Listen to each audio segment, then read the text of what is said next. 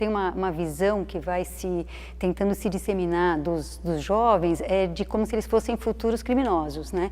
Tanto que eu acho super emblemático que uma das plaquinhas que tem na sala das escolas estaduais é proibido, né? Quer dizer, desacato ao funcionário público é crime.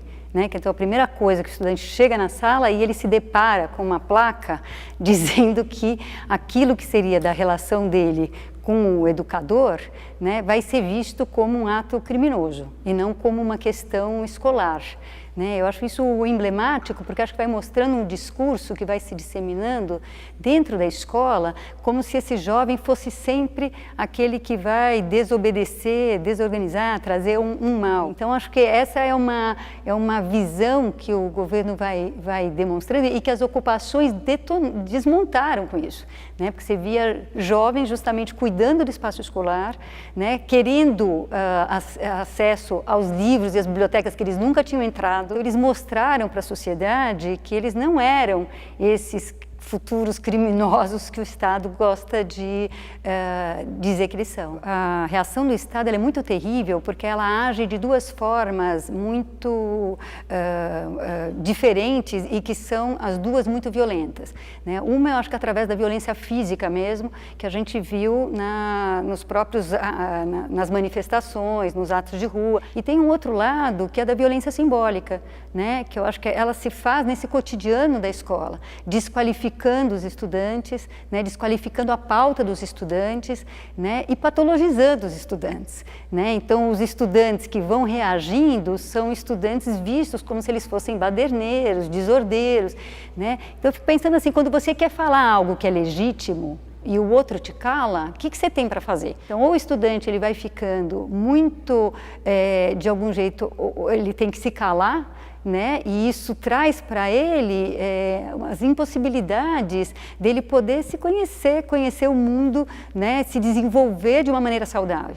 Então, eu, como psicanalista, trabalho com a saúde mental, acho que tenho a obrigação de alertar que uma escola que vai calando os estudantes, ela produz seres mais apáticos, mais adoecidos, né? Os encaminhamentos que vão acontecendo dos estudantes para tratamento também tem a ver com isso. A evasão dos estudantes das escolas tem a ver com isso. Então, uma escola que não permite o sujeito se desenvolver de uma maneira plena, de uma maneira criativa, de uma maneira saudável, é uma escola que produz adoecimento psíquico. Ela produz adoecimento psíquico, ela produz agressividade e violência.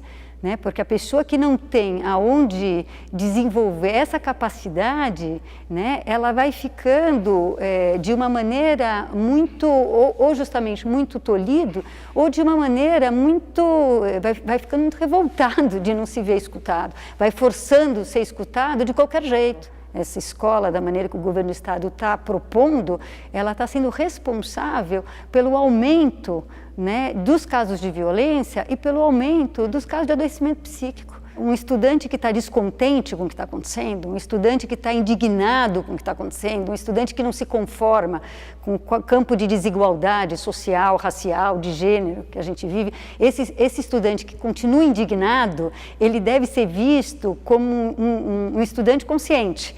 Nem como louco, nem como doente, nem como criminoso, nem delinquente. É um estudante consciente. E eu acho que a gente tem que ajudar que esses estudantes que são, né, questionadores, que são críticos, que são criativos, que eles continuem a se sentir assim.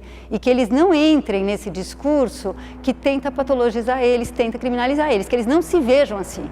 E aos pais, eu diria isso, que se eles forem chamados na delegacia, porque os filhos deles estavam se manifestando, que eles possam, antes de perguntar para o estudante o que você fez, poder ver se o que o estudante estava fazendo era legítimo. Porque se ele estava na rua se manifestando e ele foi levado pela polícia, esse pai vai ter que perguntar para a polícia o que você fez.